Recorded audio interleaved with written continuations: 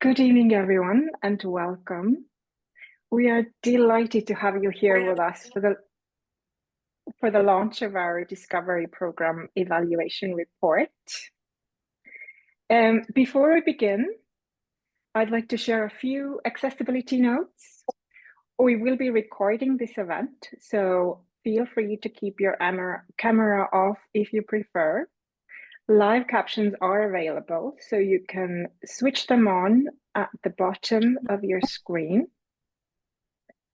Please feel free to take breaks, move around, or use the text chat at any time. We want everyone to engage in the way that feels most comfortable to you. If you need any support during this event, just drop a message in the chat and a member of our team will be happy to help. With that, I'm delighted to hand over to our founder, Tara, to open the evening. Go for it, Tara. Thank you so much, Christina, and good evening, everybody, and a very warm welcome. I'm delighted that you could join us for the launch of this important report. For those who may not know us, Thriving Autistic is an autistic-led organization supporting autistic adults. What makes us truly unique is that we're not just serving the community, we are the community.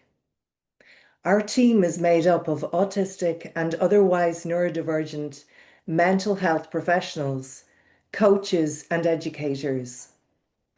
Together, we've created a space that is rooted in shared understanding and a neuro-affirming human rights-based approach.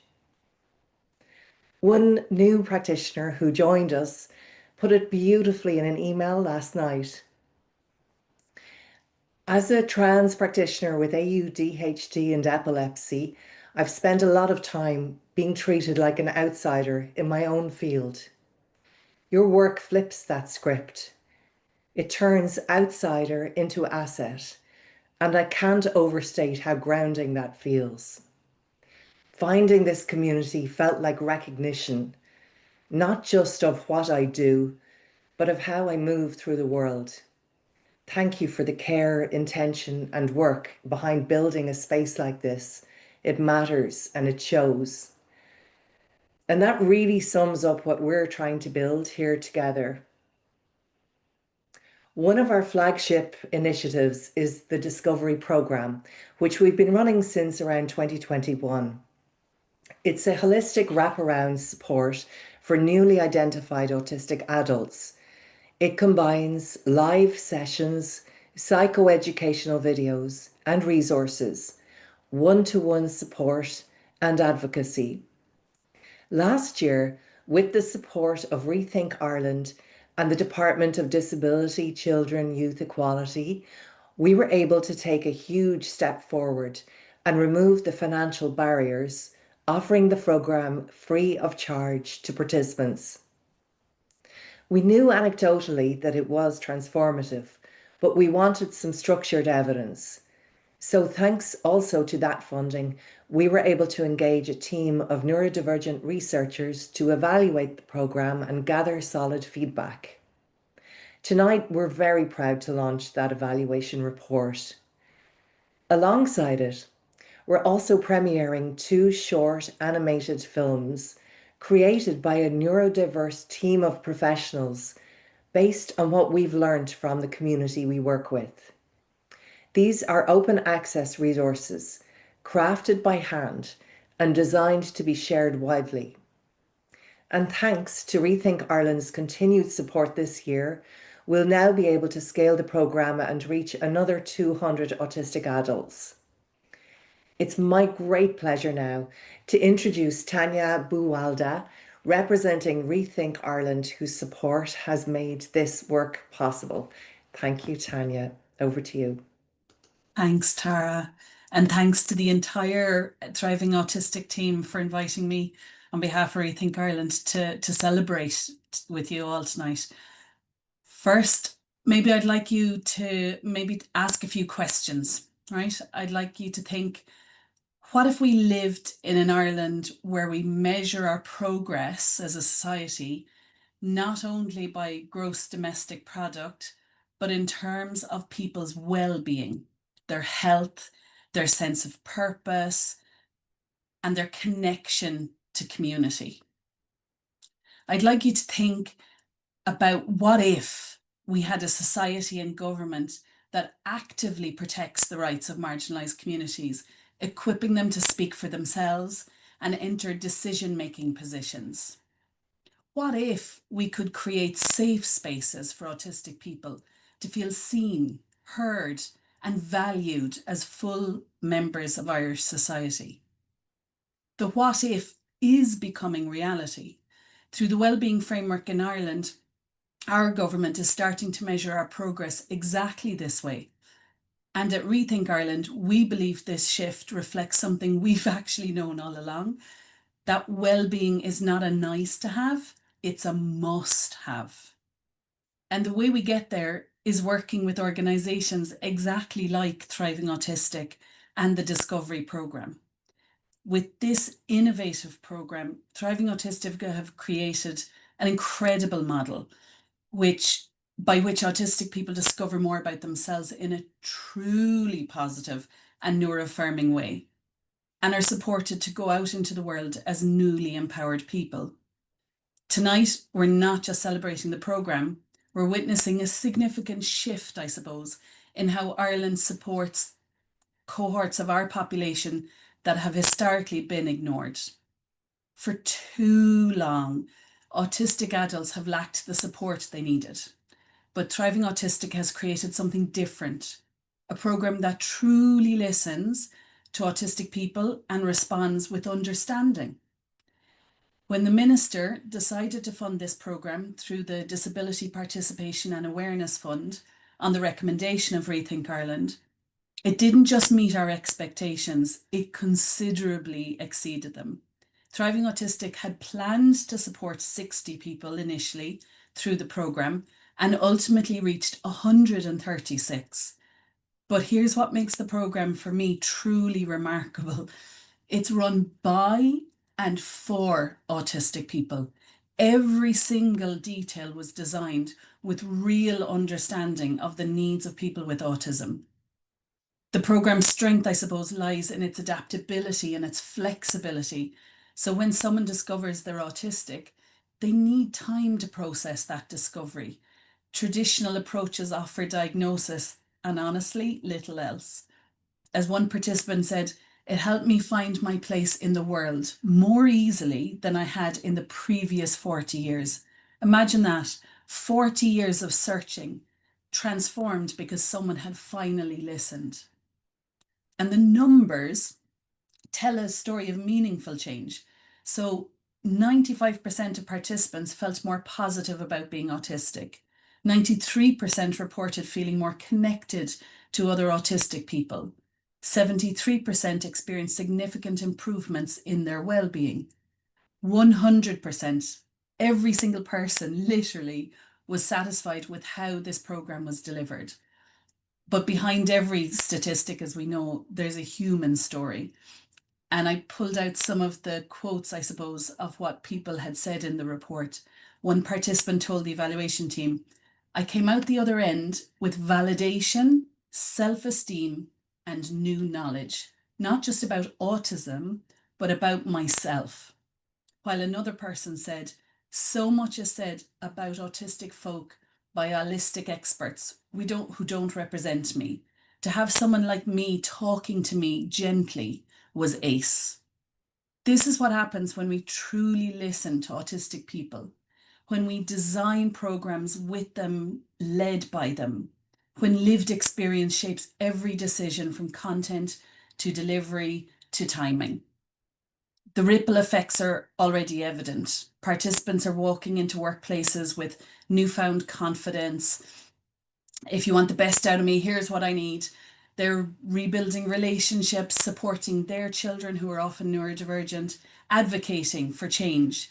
They're equipped with tools, language, and a newfound sense of community, creating further understanding across Ireland and in the wider community.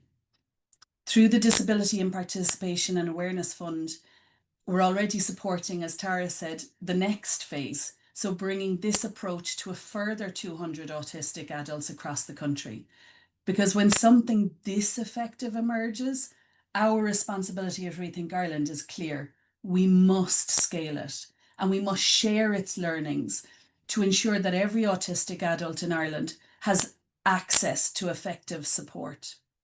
Tonight, we celebrate not just the Discovery programme, but the launch of its comprehensive impact report and these incredible animations that I'm really excited and looking forward to seeing.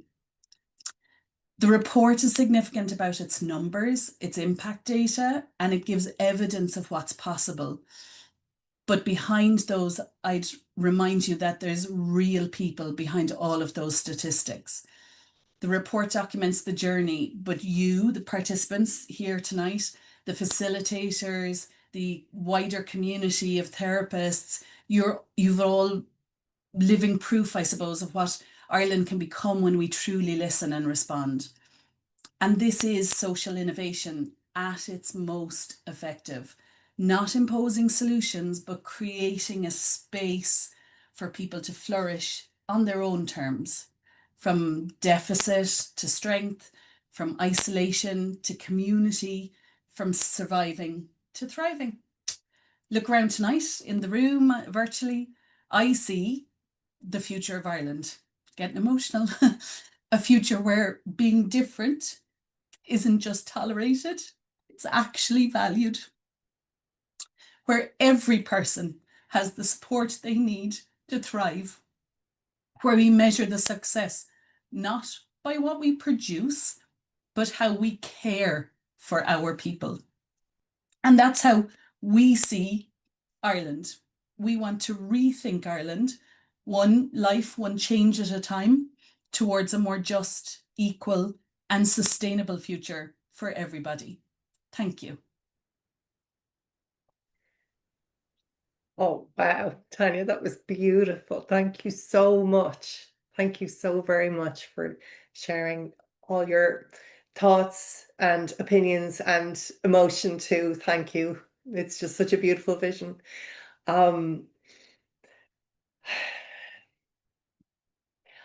And now I'll try and hold my own back. So you've shared some of those wonderful highlights from our report, and I might dive into them a little bit deeper here, sharing some key insights from our report, but just also to say that we will be sharing this with you all. It is being published after this launch. It will be available on the website in the full report will be available, and also different versions for accessibility purposes will be available too. So this neurodivergent-led initiative was designed by autistic professionals for autistic adults. And it's also really important to note that the evaluation was conducted by a neurodivergent team of researchers from our own practitioner community. Claire O'Neill, Sylvia Plaza, and Nick McMullen-Klein. They led and prioritized making the process accessible and multimodal for people to share their experiences within Discovery. We believe the report is a reflection of what becomes possible when support is respectful, inclusive, and grounded in shared lived experience. So what is Discovery? Well, it's a powerful support program for all areas of life, created and led by autistic professionals for autistic adults. We're sharing research tonight showing that the program had a positive and a meaningful impact in the lives of the people who took part. It is not just a course or a workshop. It's an online support space, which includes workshops, one-to-one sessions with therapists, counselors, coaches, a peer forum, networking, and advocacy support. It's been created for autistic adults who want to learn more about their own identity in a positive, neuro-affirming way, and to become part of a safe, welcoming community. We have a quote here on this slide, one of the ones that really I still lie awake at night thinking of, because it really is, it embodies what we're trying to do and what we've been trying to achieve. Getting the autism diagnosis pointed me towards knowing who I am. The discovery program helped me to learn what that means. And I think that really is at the heart and the core of what we're trying to achieve, to help people figure out what it means to be autistic. In 2024, we reached 136 autistic adults with the help of Rethink Ireland funding and DCE DIY. Participation was cost-free, a major step forward in access and equity. 62 of those people went on to receive one-to-one support from our professionals, and 119 used our advocacy service. It was a vital part of our wraparound model led by Barb, helping participants articulate their needs in work, education, healthcare, and more. And a beautiful quote here from one of the participants: "What's helped me is reinforcing that it's okay for me to be outwardly autistic." Sometimes for the adults we work with, they've spent a whole lifetime trying to hide who they are. So this discovery program may be the very first time that they've just felt free to be outwardly themselves. Our evaluation showed powerful results. 95% of people told us that they felt more positive about being autistic. 93% felt less isolated and more connected to their peers. 73% reported improvements in their overall well-being, and almost everybody, 96%, felt more confident in self-advocating. But they're not just numbers on a page, they really do reflect real shifts in people's sense of identity, belonging, and agency. What made the program really just so truly unique and effective is that it was fully autistic led by autistic professionals. Our facilitators didn't just deliver content, they created a safe, validating environment built on lived understanding. And that's what allowed trust to grow, a shared language to emerge, and emotional safety to be felt. Many people told us that they'd never experienced that in any other support setting in their life. That feeling of being truly understood was really central to the outcomes. And the impact went far beyond the sessions themselves. People felt empowered to ask for accommodations at work. They reported to us more authentic communication in their relationships. And some even told us that the program had helped them to support their autistic children better because they understood themselves more clearly. Almost everyone spoke of a deep sense of connection to themselves, to others, and to the wider autistic community. Our one-to-one and advocacy services were especially impactful. People brought specific, often complex challenges like housing issues or navigating benefits or seeking reasonable adjustments at work. And our team, led by Barb Melville, helped write support letters, offered drop-in clinics, and provided clear, affirming guidance. This personalised support filled real gaps in existing systems and often created meaningful change in people's lives. We've received some really thoughtful feedback on improvements. People wanted more time to reflect and discuss. Some asked for smaller group options. Others wanted us to go even deeper on topics such as ADHD and burnout. And some preferred simpler ways to access our online program. People didn't want it to end. One of the most powerful outcomes of the program is that the groups have carried on, some still meeting online, some gathering in person, and others staying in touch through WhatsApp or Discord. That ongoing connection and sense of community is something so many of us deeply need. And so based on this feedback, we're now planning for scale with Rethink's help, while holding on to the heart of what makes discovery so powerful. We'll be training more autistic facilitators so that more people can access this support. We're creating new content on parenting, relationships, burnout, and beyond. And we're developing equitable tiered payment pathways and building partnerships to reach more autistic adults around the world. Thank you so much. I'm going to stop screen sharing now because we're going to move on to the section about the videos. So if you can just bear with me for a moment. Fantastic. So we are delighted that next we're going to share with you our 2 neuro-affirming educational animation videos that highlight autistic experiences and perspectives. The first one we've titled Discovering You're Autistic. The second one we've titled Light Bulb Moments, Being Autistic. Before we share the videos though, I'd like to introduce 2 of our creative team members who played key roles in bringing them to life. Helen Edgar, our communications and community lead at Thriving Autistic, who also led the animation project, and Fergus Murray, an autistic teacher, powerful advocate, an incredible writer. They will each join me shortly in conversation about the animations and themes behind them.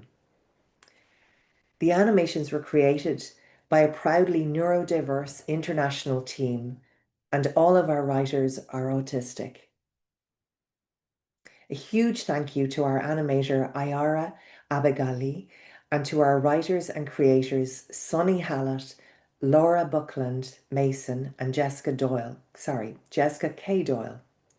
We are also grateful for the beautiful music and sound from Somebody Someone, aka Aubrey Hayes, and for the vocal treatment by Paolo Beto. Each animation is accompanied by 2 companion blogs. One was written for the autistic community and another for non-autistic professionals who want to better understand and support autistic people. We will share the links to the videos in the chat, and they will also be available on our website. They're open access, so please do share them, and we hope you will find them valuable. But first, let's begin with Helen, our project lead. Our first video, Discovering You're Autistic, explores the strengths and the possibilities that come with understanding yourself and finding belonging through community. Helen, the animation balances both the challenges and the strengths of discovering that you're autistic. How did you decide on the themes and the concepts for the animations? Yeah, hi Tara, thank you very much. I'm jumping out of the text chat facilitation to join this momentarily, so I will share all the links afterwards with everybody. But yeah, we thought about this really carefully. All of us on the writing team are late identified autistic. We drew not only from our own journeys, but also on community knowledge and autistic-led research. From our conversations, strong themes and patterns emerged, shaping the focus of the animations. We really wanted these films to feel relatable and accessible to people from all walks of life. So we chose soft, colourful characters with no gender or cultural markers, and we used sound and shape and colour to reflect different experiences. Our aim was to have openness and showing that there's no single way to be autistic. We recognise that when people first self-identify as autistic or they seek assessment, it's often because we're feeling different or we're struggling. But sadly, the messages that people often encounter are still overwhelmingly negative. And we wanted to counter this with a strength-based neuro-affirming framing. Autistic people are generally too often described by what we lack, with some of our traits presented as problems to fix, and that narrative is deeply harmful. In these animations, we wanted to acknowledge the challenges and the impacts of things like masking, the double empathy problem, sensory barriers people may experience. But we also wanted to celebrate our autistic strengths, the joy and the creativity that can come from being autistic. When differences are respected, a real sense of belonging can grow, and that's something we've all really valued within our team and that we really wanted to share. And in the discovery workshops that I've been facilitating with Jem and Kerry here and other people, one of the most reoccurring themes is that emotional weight of when you first discover you're autistic, especially later in life. It can feel really overwhelming. It's like you have to restore your whole life through a whole new lens, and that can be overwhelming, but there can also be a great sense of relief in finally having a name for those experiences, for being seen, being accepted, and being connected to other autistic people and seeing as your authentic self. Our aim was to give people reassurance and encouragement and some hope alongside an invitation to many supportive community spaces that are out there, like Thriving Autistic. Being autistic in a world that isn't designed for us isn't easy. We're all navigating this together. Many people here are also probably autistic, but you can also find a profound source of pride and joy when you're connected to the wider community. And that's something we want all autistic people to have the chance to experience. And we hope we've reflected that in this animation. And yeah, we're delighted to be able to share it with you all. And thank you for, I feel very privileged to be part of such an amazing team. So thank you very much, everybody. It's a great team effort to get to this point. Very excited to share. Amazing, Helen. It's been, I know it's you've all worked so tirelessly together on this, on these two animations. I do have another question for you. What do you hope people take away from these animations about the value of autistic community, connection, and the importance of trusting and validating our own inner experiences? I know you've touched on that, but could you go into it a bit more? Yeah, I kind of did touch on it a little bit, but yeah, I think realizing you're autistic and connecting with others can bring that sense of clarity and self-acceptance, and also provide strategies for support. And as I said, in every discovery workshop, and I'm in many online spaces, and I recognise quite a lot of names in the chat here from people from many different communities. There's often a shared sense of relief of finally feeling heard and understood, and that sense of belonging. And for some people within the discovery workshops, that's happening for the very first time, and that's really beautiful to be able to share and experience that with people. I think too often autistic people are measured against neurotypical standards and expectations and norms. Our society is innately ableist, and many of us are having a learning very, very early on in life to navigate those difficulties, and it causes you to doubt your inner experiences, to mask, to suppress your needs, and that often comes at a huge personal cost. And we're doing many of these things often without realizing why, until you realize you're autistic. And these animations were designed to counter that framing, because autistic people don't need fixing. We need understanding, we need support, we need safe neuro-affirming spaces where we can be our authentic selves. And finding common ground with others, I think, can really help transform how we see ourselves and build those connections. What once may have felt like a personal failing for yourself can perhaps be understood in a new light, and it opens those doorways, as Tanja mentioned, to thriving rather than just surviving through life. There's loads of research now that's kind of evolving that shows having a positive autistic identity and access to affirming community spaces such as this can really help support people's well-being. And I think having those strength-based spaces creates opportunity for solidarity and kind of, yeah, reframing all of those deficits and maybe feelings of stigmatization when you're left on the margins, and it can be great solidarity. So I think what we'd really like people to take away, the overall message, is that there's strength in being autistic, there's strength in discovering more about your autistic identity, and in reaching out to others who kind of get it and are experiencing similar. These animations are about connection, sharing stories like we do in our communities and in the discovery program, creating safe spaces where our differences, our joys and challenges are recognised and understood. And I think having this autistic-led work out in the community, it also adds to that growing narrative around the wider neurodiversity paradigm shift, and it reminds us that our neurological differences are natural and they're all very valuable forms of human diversity. So yeah, we hope these animations can play a small part in building this wider foundation of neuroaffirming practice and provide some support for people that are curious about what it means to be autistic, whilst also giving non-autistic people meaningful insight into their autistic experiences. We aim to nurture a positive autistic identity, one that's rooted in pride and offers a sense of hope and belonging through solidarity, kinship, and community. So yeah, we really hope you enjoy our animations as much as we've enjoyed creating them all.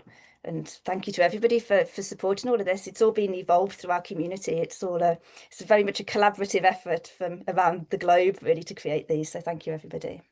It absolutely is, and I think for me that's one of the most special parts, that it's not located in one particular area. This is a truly international collaborative effort. These animations are just and wow, Helen, you've been amazing at pulling together such an incredible team, and you know, Fergus and Sonny and Iara and everybody involved, and Jessica. Wow, it's just been incredible. Without further ado, can we go ahead and ask Christina to share, please, the first video, Discovering You're Autistic.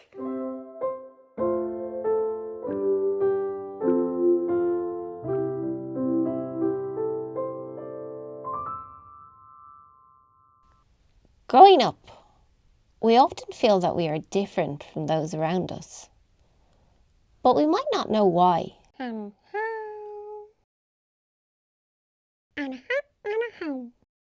We might feel excluded and have trouble connecting with others. We might struggle with things that others find easy and feel like it is our fault. We might not feel able to be ourselves, or even know how to be.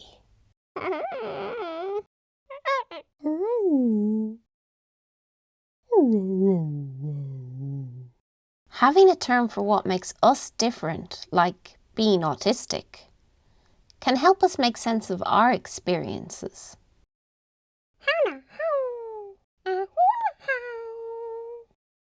And help us find ways of doing things that work with our brains and bodies, not against them. Realizing you are autistic can be quite overwhelming, especially if what you hear about it is all negative.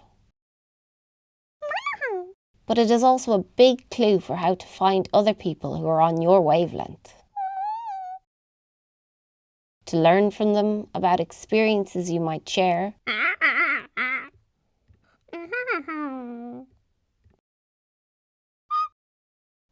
And strategies for dealing with problems others have faced before you. Finding our people can be an opportunity to start to find ourselves again.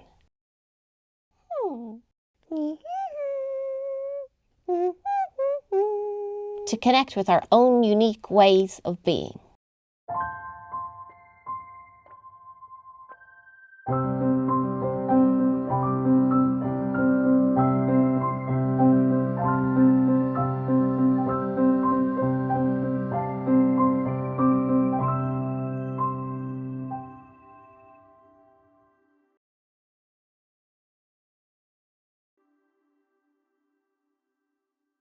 Thank you so much, Christina, for sharing that. Thank you, everybody, for all your gorgeous messages.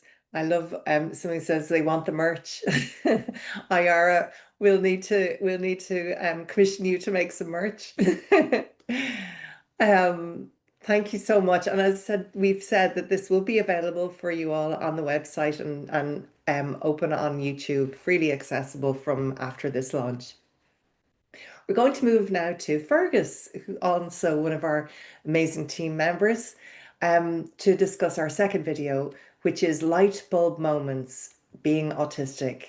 And this video shines a light on the many ways that autistic people experience and make sense of the world, showing that these experiences are not only shared, but deeply valuable.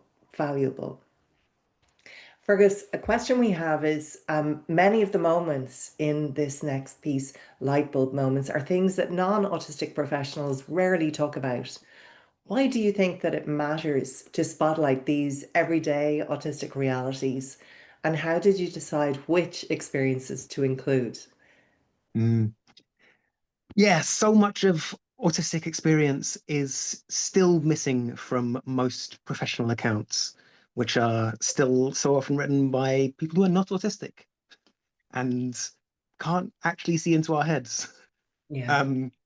So it's a very common experience for people when they realize they're autistic, especially later in life, to have a whole series of little epiphanies where they realize that it's not just them. That actually loads of people out there have these experiences. And yet that's something that you're not going to get from reading the DSM or what a lot of non-autistic professionals will tell you about being autistic. Yeah, it's really up to us to share our experiences with each other. There are so many of these things. So, we probably threw up about 30 different possible kind of moments of realization just within the team. And Helen at one point asked on social media for more.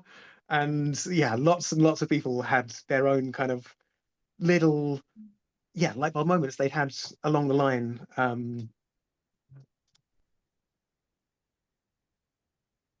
So we had to kind of narrow it down a lot because, these are roughly 2-minute videos. And what we settled on was a sort of a structure where we were pairing up moments. So this, but that, if that makes sense. It'll make sense when you see the video. Yeah. So a lot of the time that's sort of pairing up something which is basically positive with something which is a barrier in life for us. I think one of the things that was important when we were making these videos is while they are absolutely neuro-affirming and, strength-based and positive overall, they're not sunshine and rainbows all the way, right? Being autistic is difficult. Yeah. For pretty much all of us, at least some of the time. Yeah. It is a disability. Possibly not all autistic people are disabled. That's arguable, but certainly most of us are. And, it's kind of definitionally we face barriers. We're disabled because we live in a society that is not built for us. And I think sometimes when people push back against the sort of medicalized, pathologizing, traditional account of autism, which is based on how many different things there are that are wrong with us. People get the idea that we're saying being autistic is great. And I mean, it kind of is. Like, I'm happy to be autistic. I'm proud to be autistic. I wouldn't want to be different. But there's a lot that we have to deal with along the way. Yeah, absolutely. And I love that's the approach that we took to this. Like, it wasn't all rainbows and unicorns. It's real. I often see it for me anyway as a dynamic disability. There's times, contexts, there's so much involved in the barriers that are there. So with this, I mean, it was so tricky, wasn't it? I know how difficult, like hearing from Helen, hearing from you all, how difficult it was to narrow down all these like moments to figure out which ones to include and which ones we just had to let go of. But the next question I have for you, right? In this animation, you highlight things like autistic inertia and autistic joy, and they're experiences that really are rarely understood or acknowledged in wider society, but they're instantly recognizable to many of us autistic people. And particularly, we saw that on Discovery. We see this all the time, working with people who are newly identified, or even having friendships with people who are newly identified. It's instantly recognizable inertia and joy. Why was it, like, for your team, why was it important to represent these? And how do you hope that both autistic and non-autistic people will connect with them?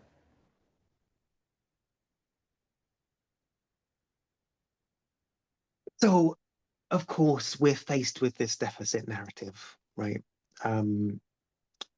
We talked about this a bit already. And a lot of this is about countering that. Yeah. It's explaining how the things which are often interpreted as symptoms are generally, they're the symptom of the interaction of a person with the environment. So symptom is really just completely the wrong word. Yeah. So it's about getting across to people how things can be better. And for them to be better, they need to be understood. For barriers to be removed, they need to be recognized. And yeah, things like autistic inertia are well known and well understood within the autistic community. There has been an autistic community for a third of a century now, right? Since the early 1990s. And I think a lot of people still don't really realize that. But so many of the insights that we've been talking about were first, put down on paper and in emails circa 1992, Yeah. But a lot of stuff also has been, built on in the meantime. The autistic community has grown and grown. The neurodiversity movement, and the wider neurodivergent population have been having a lot of conversations where we have named things, Yeah. pinned things down, which autism professionals just don't have the vocabulary for, unless they've been listening to autistic people, and too many of them still don't. We all know this. And yeah, so we wanted to get across a bunch of those insights in about 2 minutes in the most accessible way possible. So I guess here we are. See how well do you think we did? No small task, huh? Okay, that's brilliant. Thank you so much, Fergus. And now, hopefully, Christina, if it's okay, we will play this short animation, Light Bulb Moments, Being Autistic. Again, it runs for about 2.5 minutes, and we really hope you enjoy.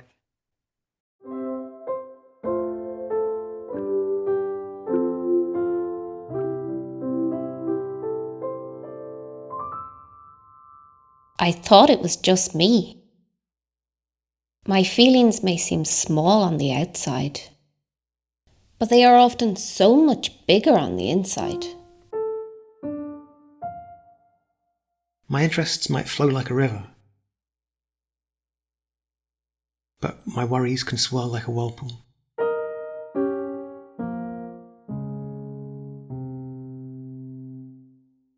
I can feel mine and others' feelings very intensely, even if I don't always know how to name them. Sometimes I tune into things that pass others by. Sometimes I miss things that others feel are obvious. Enjoying a thing doesn't necessarily make it easy to start.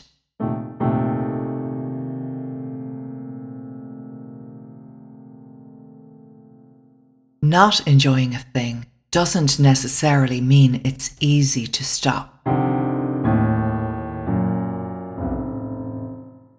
I can do really well when I have a plan. If the plans change, I have to pick up all the pieces and start again. Sometimes people think I'm angry when I'm mostly just overwhelmed. Other times people think I'm fine, but really I've had to shut down. Some things that feel simple to me feels complicated to others. And sometimes it happens the other way around. People expect me to think in lines.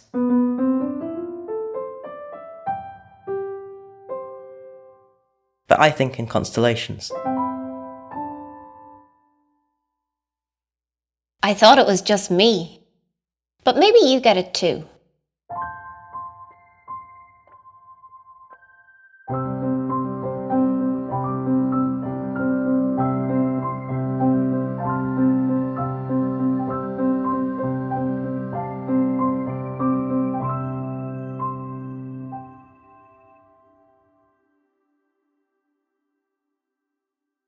Oh, wow. Thank you so much. Thank you, everybody, for all the lovely reactions here. I know it just takes a moment or more to process. I know I needed time, and I was crying when I first saw them and needed to watch them again and again. They will all be available for you to see. They'll both be available for you to see, along with the beautiful blogs that have been written about them by our team. Fergus and Helen, thank you so much for sharing some of your thoughts and giving us a little insight into the behind the scenes creation of these. We're just coming towards the end now of the official part of our launch, and then we will be taking a break and having a more relaxed time where you can chat with the team, you can chat with the animations team. We'll be hearing from people on the discovery team, our facilitators, and other amazing people who work with discovery and also who've participated on. We're so proud to finally share these videos. We've been wanting to share them for a long time. But we're just so grateful to you all for being here this evening. We're so deeply grateful to Rethink Ireland for your support, and to Tanja Buwalda for joining us tonight. Thank you also to the Department of Children, Disability, Equality, Integration and Youth. Your funding has made all of this possible, creating such a positive impact for our community and the Discovery programme. And it will continue to do so as we build on this success. If you are a newly identified autistic adult and you're interested in joining one of our Discovery programme cohorts, or if you'd like to explore your identity further, we'd love to welcome you. The programme for Irish people is fully funded up until April 2026, with 200 funded spaces available for citizens. And we're also offering a sliding scale option for international participants, and we're still working on getting funding in other countries for international participants. We'd love to hear from you if you're interested in helping us with that too. Helen will share a link in the chat to how to register your interest. If you're a neurodivergent practitioner yourself, or if you're seeking support for your own needs or for somebody you care about, please take a look at our neurodivergent practitioners directory. We now have over 1,000 autistic and otherwise neurodivergent mental health professionals globally listed on our directory. And Helen will also share those links in the chat. And then a reminder, our monthly online meetup for recently self or formally identified autistic adults is coming up next Thursday. It's facilitated by autistic professionals, psychologists, therapists, coaches, and it's a welcoming space to connect, share, and learn. Tickets are free or donation based, and you can sign up through our website or Eventbrite. We'd love to see some of you there. And as we've been saying, we see lots of people here that we know already, so it's great to see you back here again. As you've heard tonight, we're a global neurodivergent-led community of practice. We support autistic and other neurodivergent people and professionals in offering affirming, ethical and effective care. We centre human dignity, mental freedom and the right to thrive in everything that we do. We stand unequivocally for the safety, the freedom and the inherent worth of all neurodivergent people, including those who are transgender, non-binary, gender diverse, racialised, disabled, otherwise and multiply marginalised. We also invite our global community to seek out, support and uplift the vital advocacy work being done in your own regions. If you're a funder or you know further funding opportunities, please do reach out. Together, we can support more people internationally and continue to build spaces where neurodivergent people can heal, connect, and lead. This brings us to the end of our official launch, and we'll now take a very short body-mind break, just 5 minutes, and then we'll return for the second part of our celebration, where you'll hear from members of the Thriving Autistic team, as well as a participant from the Discovery Programme. I know we've other participants here tonight too, so you're very welcome to share your experiences in the chat as well. The panel will be talking about what the Discovery Programme has meant for them, the benefits of neuro-affirming care for adults, and the value of community support. And we'll also leave time for questions and answers before our final closing around 8:45 p.m. So thank you again for being here. This ends the official launch. We'll take the next 5 minutes for everyone to move, take a break, and you're welcome to rejoin if you'd like to stay on for the next part, which will be a little bit more relaxed and a bit more interactive. Thank you so very much for joining us. It's just such an exciting time for us to be able to share our work so far with you all. Thank you. And Christina, would you please share the music for us? You can Yes, just I stay will. if you like. Thank you, Tara. Yes, I will share it now if you can. Give me another Hi, Christina. thumbs up. Somebody's just asked whether they stay online for the next event. And yes, please, everybody, Yep. feel free to stay. Just leave your computer on. You can turn your cameras, have them on or off. And yeah, we will see you all in a short while. Thank you.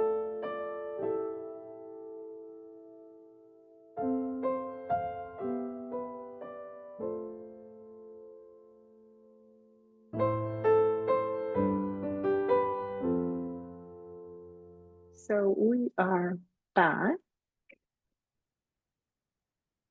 It has been 5 minutes. Hey, we're back. You got it, Tara? Thanks so much, Christina. That's brilliant. So welcome back, everybody. We hope you managed to have a little bit of a body-mind break, a chance to stretch or get a drink. We work with so many amazing practitioners, and we're developing a really great professional network to support each other and our wider community. I'd like to welcome just a few members of our Thriving Autistic community from the Discovery team and one of the participants who took part in the Discovery Programme. We have Terry Canstead, who is a psychotherapist and a coach, and also our clinical and training lead for the Discovery Programme this year. Hi, Terry. I'm just going to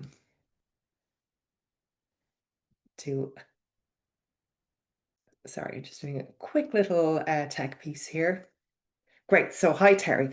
Thank you so much for joining us this evening. And we have Ayhan Alman, who is a psychotherapist and our clinical lead for our monthly autistic adult meetups.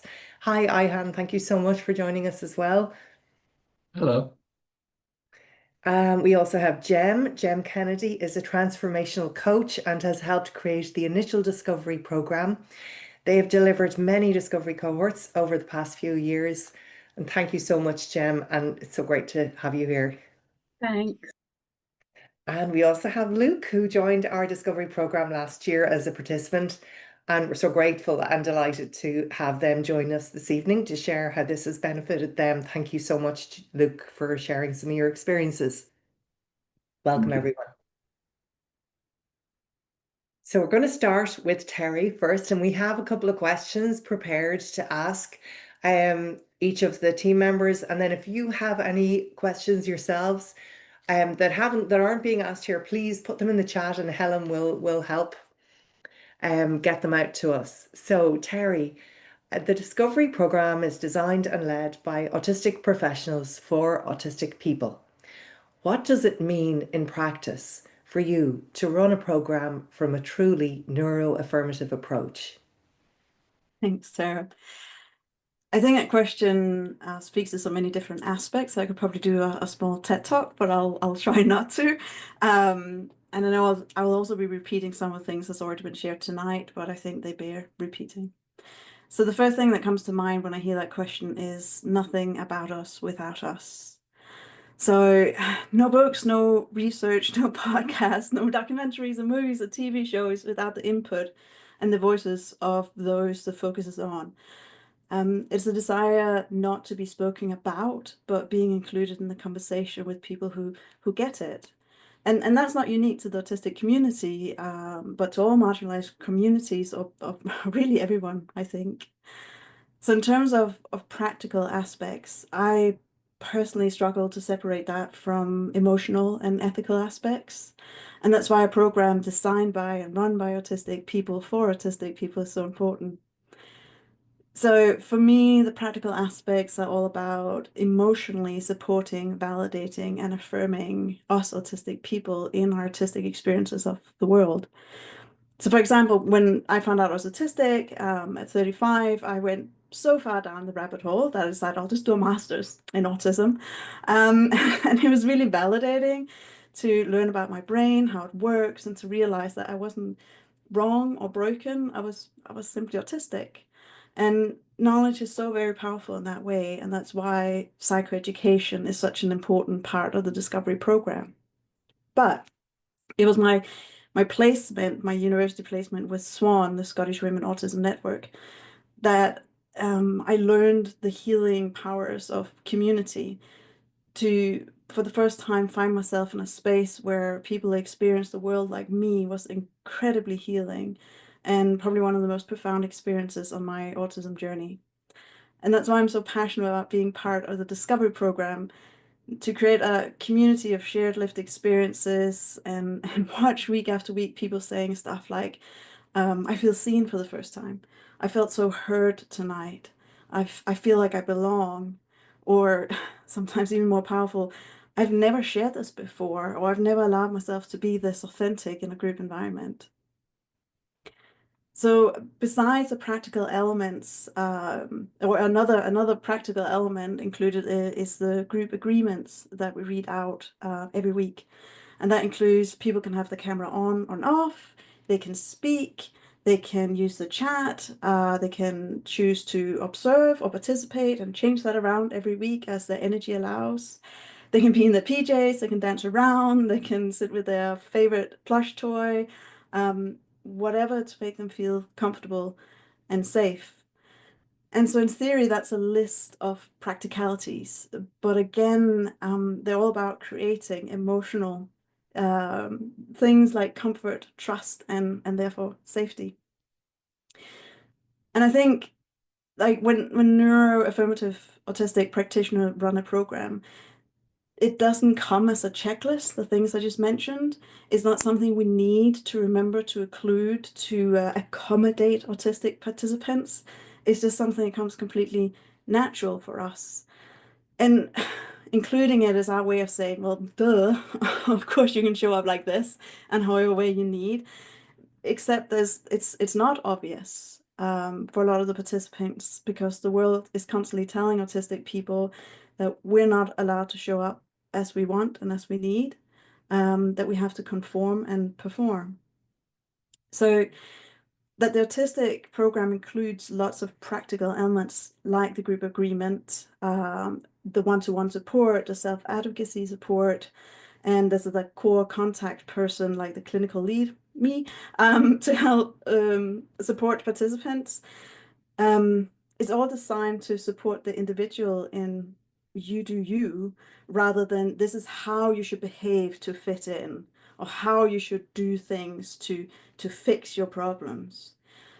So that's the core of the neuro-affirmative approach versus, for example, behavioral approaches.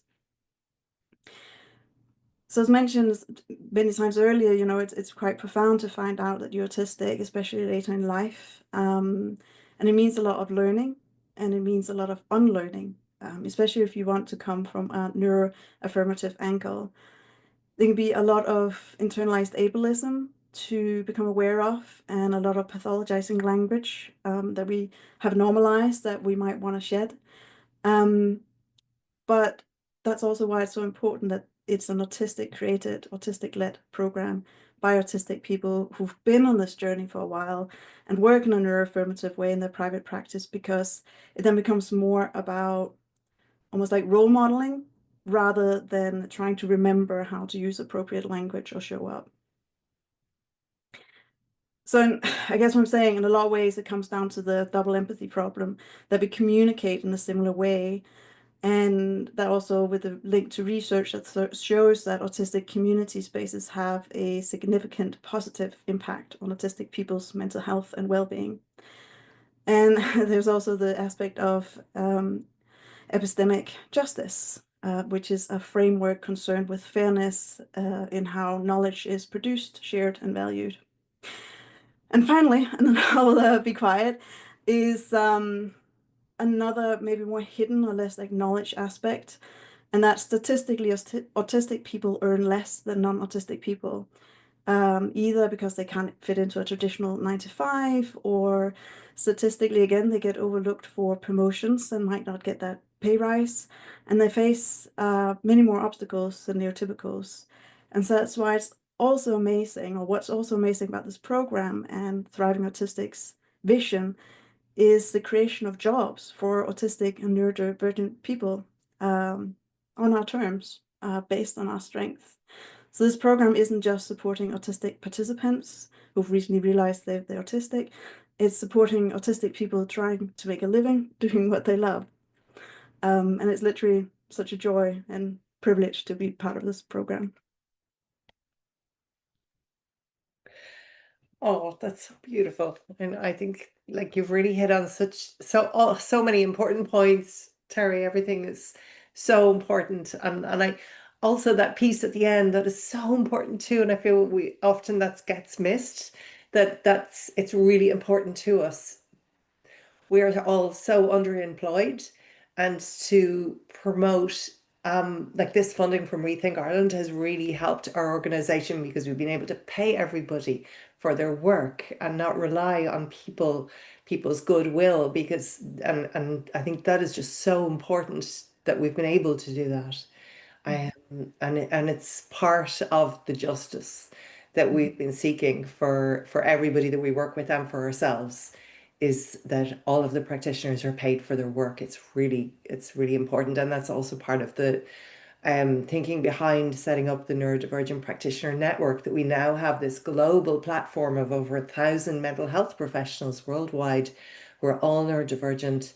And the goal behind that is to try and help them connect with clients, so that both clients get a better service, talking with someone who really gets it from the inside out, but also for all of those practitioners that they can earn an income, that we help support them in earning an income. It's just so, and on their own terms, being themselves. It's just, I love that. I love this. Well, it's all thanks to you as well, and of course, yeah, all the work you put into this. Well, thank you. Thank you so much for everything you've shared, Terry. Jem, we're going to turn to you now, if that's okay. Sure. Thank you. Jem, the evaluation report showed that confidence and self-advocacy grew significantly. Can you share what facilitation practices helped create that sense of safety and belonging? Sure. So at the risk of providing you a long list, I'm going to just try and give you a few. Terry's already touched on some of them. And I think the foundation for me, when we were sort of creating this program, is like consent, because lots of neurodivergent people and people in general society have not experienced what it means to be able to choose whether they consent to participating in things, or whether things feel good for them or not. So it was really important to me in facilitation that people felt like they had genuine choices, not like, oh, you could do this, but this is the preferred option. Like, genuinely, here are some ways you can participate and choose what feels good to you. A bit like Choose Your Own Adventure. I used to love those books as a kid. And how that looks in practice is, for example, as Terry mentioned, people can choose to join in conversation in like out loud with their voices. They can write in the chat. They can just observe. There's no expectation that people do particular things in particular ways. Also, the fact that the group co-creates the agreements. So we would have agreements that are suggested at the beginning of each cohort, and we would share them with the group and check, like, do these feel good to everyone? Is there anything that you would like to add or change? And that is an ongoing conversation. So each week, as Terry said, they're read out, and it may be that someone's feeling like a bit delicate that week, and they're like, oh, just to let you know, I might need this particular thing, or like, I'm going to be participating in this way. But the fact that people are constantly being checked in with to see what they need encourages that, gives the opportunity for more self-advocacy, and encourages people to actually think about what they might need, because often they've never been given the chance to have a think about it. I think another really important part is inclusivity. So I'm a trans non-binary person. It's really important to me that people feel safe and like welcome in spaces, no matter who they are or how they identify. And already as autistics, we are used to being like the anomaly or feeling the odd ones out in situations. And so having little signifiers like encouraging people, if they would like to share their pronouns, or you know, not making assumptions about people's gender and having that really explicit. Also thinking about different cultural contexts that people who are coming to the programme might be coming from, not making assumptions that, you know, people believe in particular religions or have particular ways of doing things. So again, like this more inclusive awareness that shows people that they are welcome and that we're doing our best to help people feel like they can participate, again, when they haven't necessarily experienced that in the wider world. I think also something that's really important and has come through, you know, over the time that all of us have developed the programme is around the importance of sharing lived experience, because I think often we can feel like these places need to be quite sort of clinical and almost like we're talking about something in theory, and people don't really learn that well from theory alone. Hearing people's actual personal experiences, if they're happy to share, is really, really transformative. And so I think hearing that, whether that's from the facilitators or the participants, encourages people to think about like, what do they want to share, what resonated with them, and that it's kind of that ongoing conversation of like, other people have similar experiences to you, and so if that's the case, how might you feel braver to show up in a space and ask for something you need, or how might you feel like you can express something that maybe you thought you were the only person who experienced it before. And so I think all of those things really remind people that their voice matters, because again, we are so used to feeling like it doesn't, like we're overlooked or, you know, we don't fit in, all of that kind of stuff.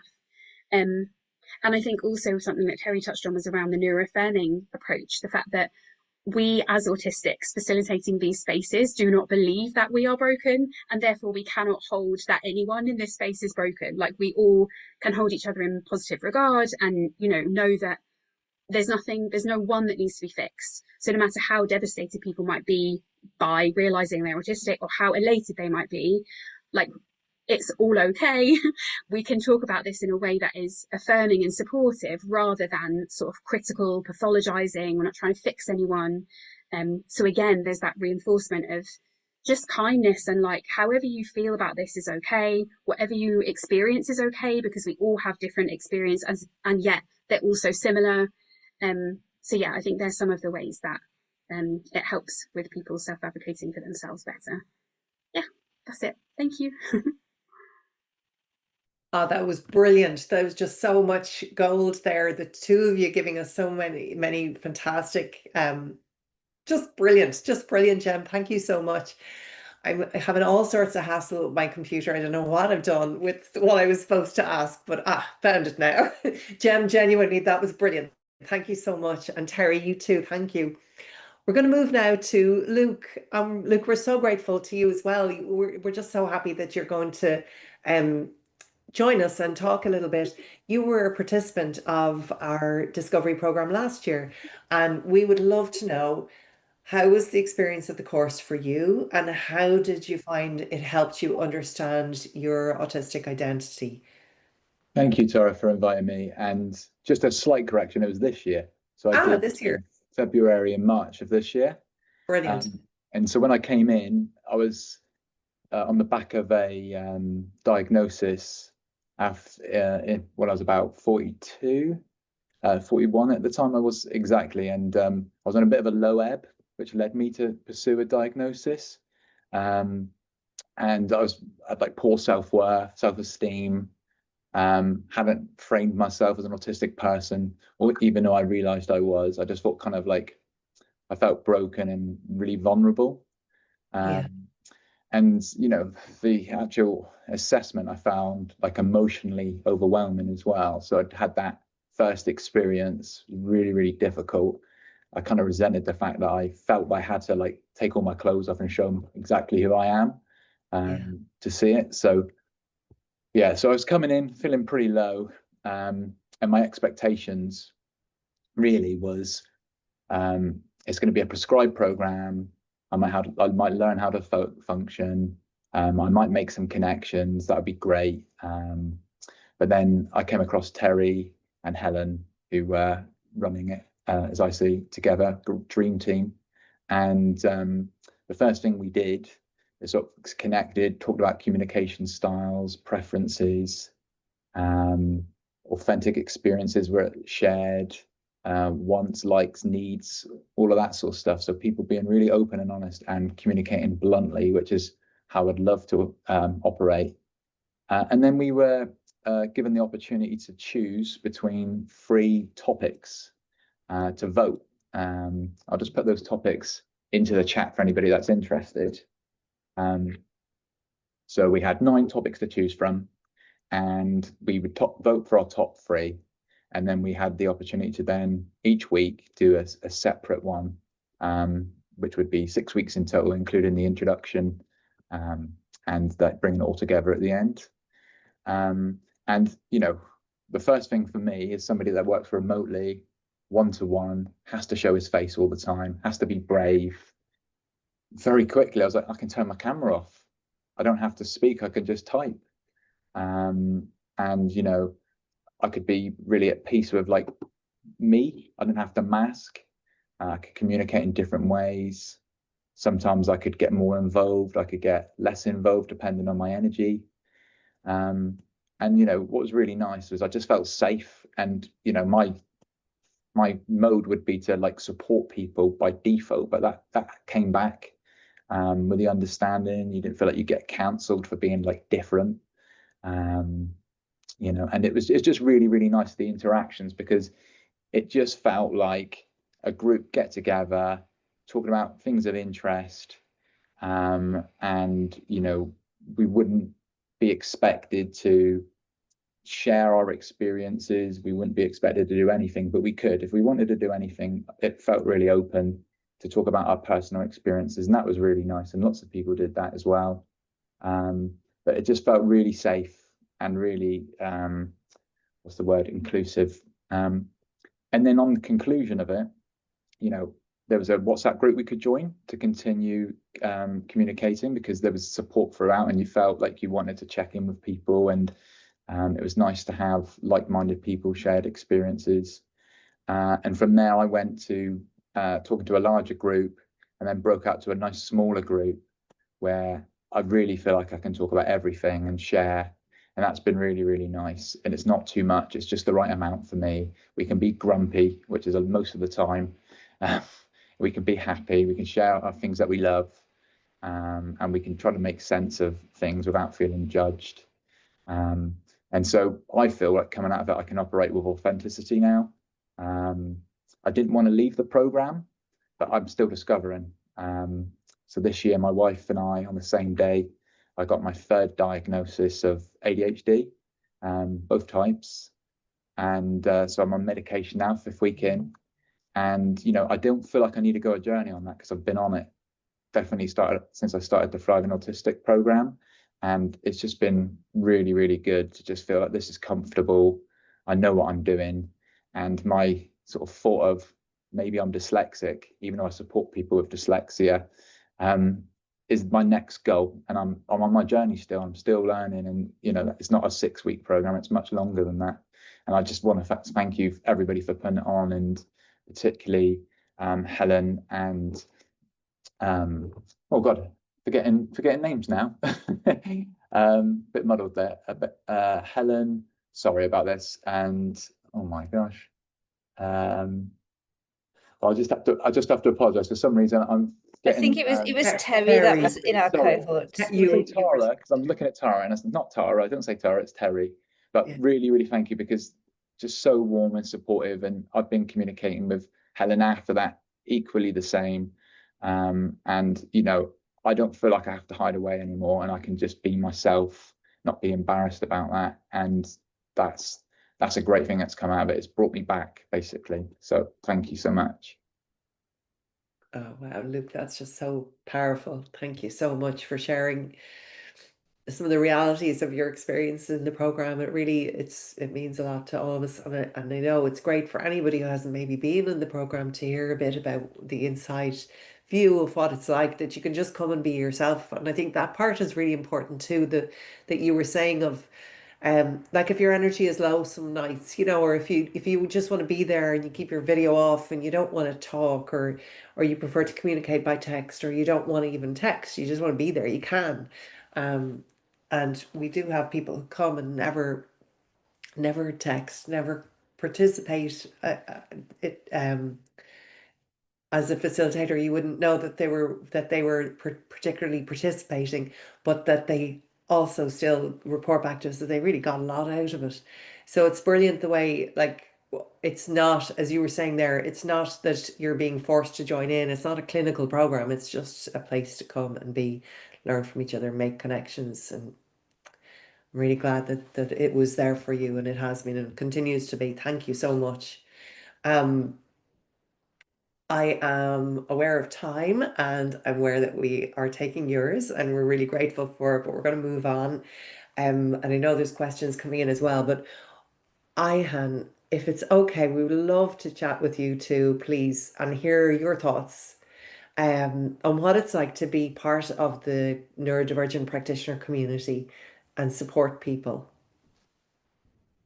Yeah, thank you. So apologies, my voice is a bit different than usual. So it's weird to hear myself speak. So It's weird to apologies hear for yourself. that. But so I want to start by, I prepared like, okay, I'm gonna say these things, but actually, I was just like watching, and Tanya's speech, I just wanted to say, I'm not sure if she's still here, but I want to say thank you to her, but also thank you to you, Tara, for creating these opportunities, and bringing things together.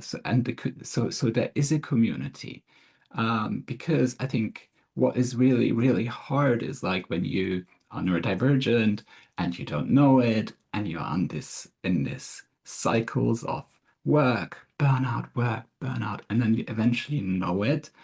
It's really, really difficult to find work suddenly, and there aren't many opportunities left, in terms of, because the other thing is like, meaningfulness is so important to so many of us. We can't just do like, maybe sometimes, but for me, it's like I really want purpose in my work. And so having that opportunity and being part of this community is not just like, for those who come, which is lovely, but also for us who work here, and facilitate. And, we are like, I'm always here. I'm going to speak for myself. I'm always here fully with my heart. And it's also a space for me where my nervous system just relaxes, because I don't need to worry about masking and how I come across or how I sound with my voice, for example. But and to build on the statistics, like we all know that 3 out of 10 people who are autistic are unemployment, and that makes sense to me. And it's a shocking statistic. So yeah, so this is something you, Tara, and Tanja are combating, for which I'm so grateful for. And it's the community, but it's also us who work with the community who are really, find ways of doing work differently. So and for that, I'm so super grateful. So thank you for inviting me today. And that's all I'm going to say for now, because of struggling with the voice. So Thank you. Oh, thank you so much. Thank you so much for sharing your experience of working here with all of us. I think we're creating and we have created such a beautiful community of it's us and us. It's us practitioners and us, our community. We're all in it together, and that's the way we see it. There's no like hierarchy, power differentials, or whatever. And I think it's really special to be part of this growing this organization of us, of disabled people, where we support each other through as best we can with whatever way we process information and interact with each other as well. And try to work to the like best strengths to our strengths, and support each other at things. Some of us are good at some things, others are better at other things, and we try and share the work around in that way, which is lovely. And time is flying. Terry, I just suddenly your message there. Look at our love fest jumped up on my screen. So can I hand over to you, Helen, please, if you have any questions that you wanted to share from the chat, because I haven't been able to keep up with it. Yeah, the chat has been really, really busy, but it's mostly people just saying wow and thank you, and they feel seen and heard, and they're so grateful for being. We've got many people here that have been part of the Discovery program, and people are just sharing joy for being in this space here this evening. So thank you very much, everybody. We did have one question come through, Tara, which I will read out from the chat. Are there any plans for further sessions for those who have been on the discovery journey and would like a little bit more after those initial sessions? So discovery part 2, we're Discovery part 2 on the road. That discover more about your autistic identity. See, here's the thing with everything that we have done from day one in 2020, when I came up with this idea, everything that we've done has been in response to what other autistic people in our community have said, hey, we should do this, or why don't we do this? So that's a great idea. And now that you've said it, we probably will. There are no current plans, but whoever came up with that question is a great idea. So I'm sure we'll be putting it on our list next and seeing how we can get funding. Tanja, I know you're still here. We'll be going back to you at Rethink to see if you could, what you folks think of that. We'll pitch the idea. It sounds really good. Super interesting. And we do find that actually with the monthly meetups are a fantastic space. And I know that we have people coming to those since 2020, I think. So it's, for those people who've been coming from the very start, for them, it's 5 years on. Or for people who'd previously been identified or self-identified years before that, it's 7, 10, 15 years on. So our understanding changes as, we evolve, I suppose, and as we grow, and also going through different life transitions and different things happening in our lives. We had tried to fill that space in our monthly meetups, where we hold space for different things to be discussed each month. But it's definitely such a mix of people on different parts of their journey in those monthly meetups. And the problem is we don't have funding for those. So they run at a loss every single time. So that is one problem. We need to source funding for those.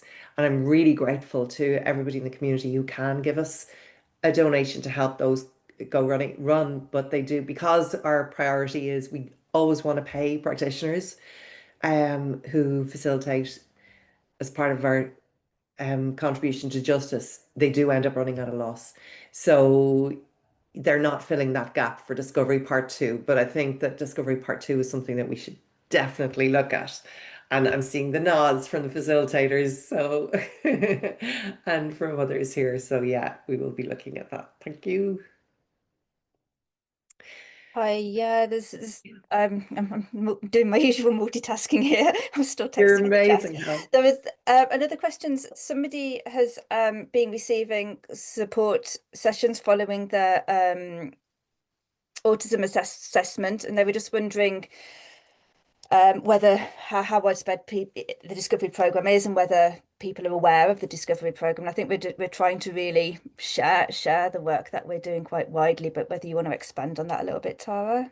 Sorry, I missed the start of that question. Yeah, so for those people who have just been identified as autistic and are attending support sessions, they wanted to know how aware the discovery program is, you know, I guess from other professionals. Yeah.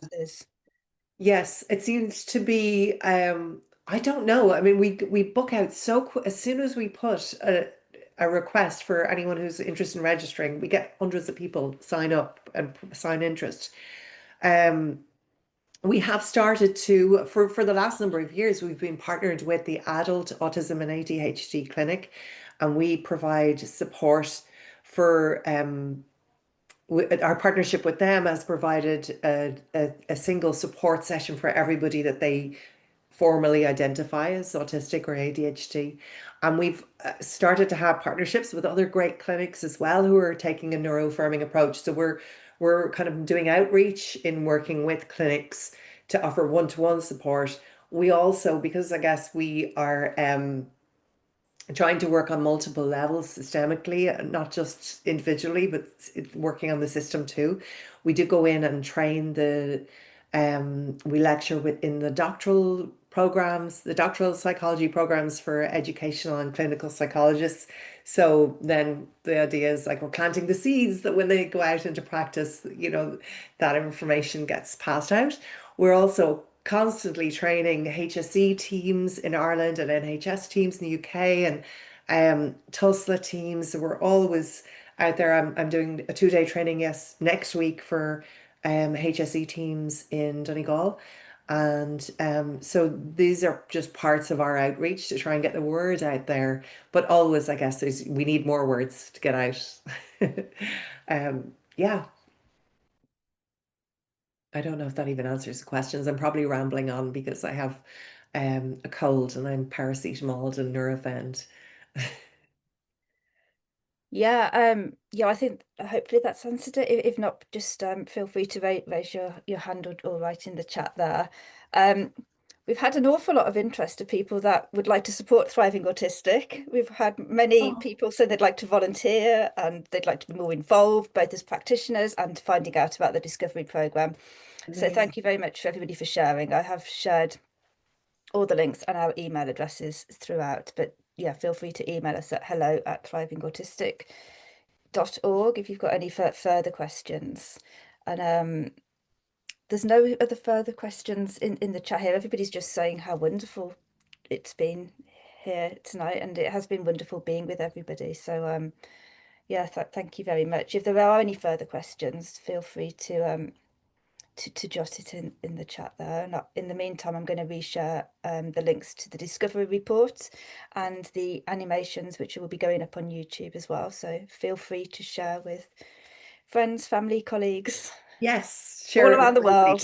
And I suppose, Helen, we can say as well that we have gathered the team back to create 2 more animations with the new funding that we've received from Rethink Ireland. This is our first official announcement. So everybody on the team, it's all really going to happen. It's definitely happening. Definitely happening. Yeah. So that's so great. I'm just so proud of the team. Everybody worked so hard and put so much heart into it. And it was absolutely so community led. The work, those animations, everything that we're doing is community led, and we really do listen to everybody, every single piece of feedback.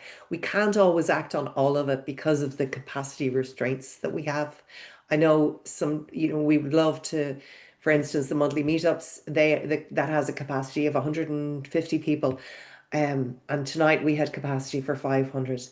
So we would love to have capacity for more, for bigger. And maybe in the future we will, but right now I guess we're a growing organization trying to make the absolute most of every single euro that we get to support everybody as much as we can. Thank you so much, everybody. It's so lovely to see all these messages coming in. All right, well, look, I think that we shall wrap this up then, and say that this brings us to the end of our celebration. Again, we would once again like to thank our funders, Rethink Ireland, the Department of Children, Disability, Equality, and Tanja for joining us, and the animations team, Fergus, Helen, Ayara, Jessica, Sunny, for all their hard work. And also we want to thank each person who shared their experiences tonight. Ihan, Jem, Luke, Terry, representing the Discovery Programme, Christina and Joni, for all your incredible hard work behind the scenes, pulling this event together for us. I have to say, Joni I hope is here, was going to try and join us.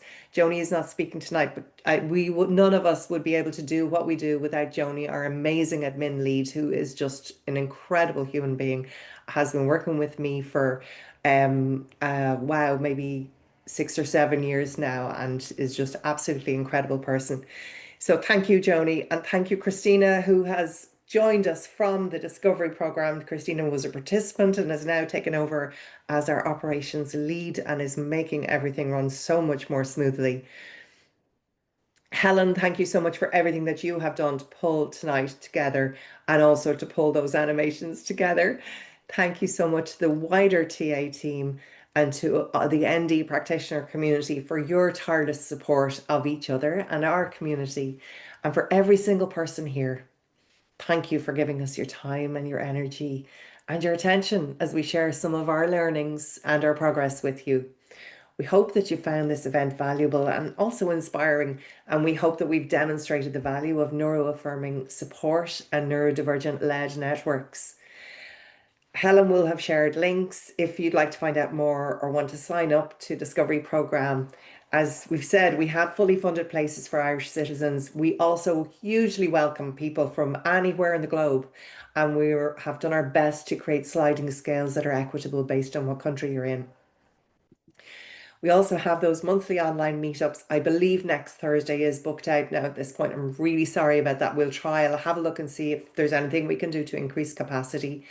But these run every single month. They're relaxed, they're inclusive monthly sessions for recently self or formally identified autistic adults over 18 from anywhere in the globe.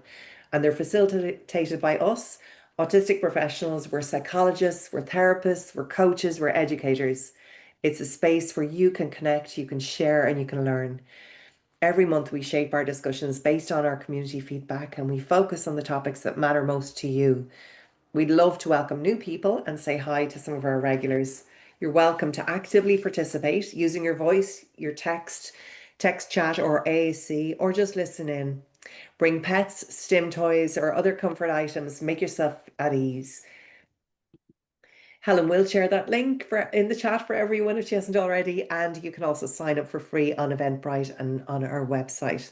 If you become a member on our website, which is free to do, you'll receive early access to those monthly meetups.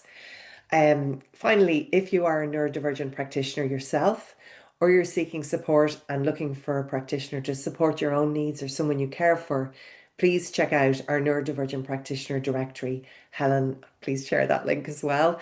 And thank you so much, everyone, for joining us. We're so grateful for all your support, time, and energy. If you have any further questions or you want to join in and connect with us in any way, just email us, please, hello@thrivingautistic.org, and we will be happy to help. We're going to give you some time to log out, and then the room will close in a few minutes. Take care, and thanks again for joining us all in what's been a really special Discovery celebration. Thank you so much, everybody.